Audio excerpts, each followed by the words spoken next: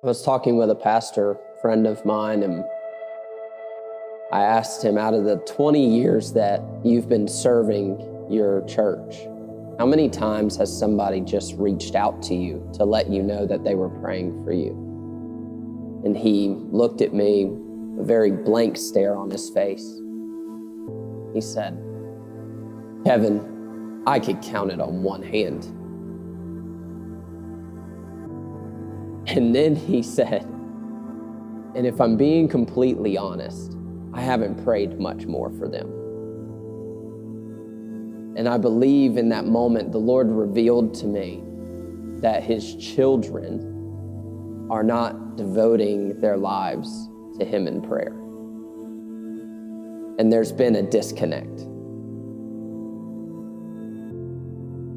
I know you pray, and I know you want to see God's kingdom invade this earth. But if I were to ask you, are you satisfied with your communication with God? What would you say?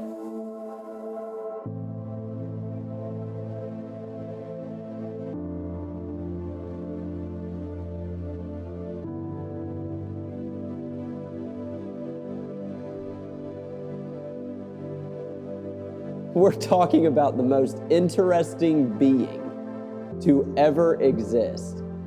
And it's almost like we're bored in our prayer life with him. And if I were to make you a promise today, God is not boring. We've got to get out of the outer courts, and we've got to enter back into the presence of God.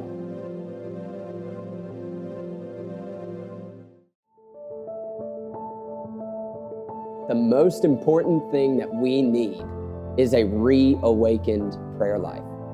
We want every single child of God to experience the Lord Almighty in a miraculous and transformative way. We want to see our churches become houses of prayer again. We want to see our government be marked with the presence of God. We want decisions to be made that are led by the Spirit.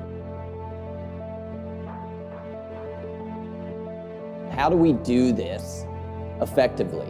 Well, it's very simple.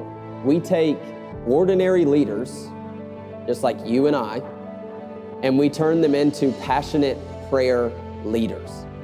And we equip them with the tools and the resources that they need to effectively encounter the presence of God, to hear his voice, to be led by his Spirit, to impact the nation, to impact the people around them effectively through prayer. And so we're asking 5,000 people to just give $5 monthly to help us rebuild the foundations of prayer in our country.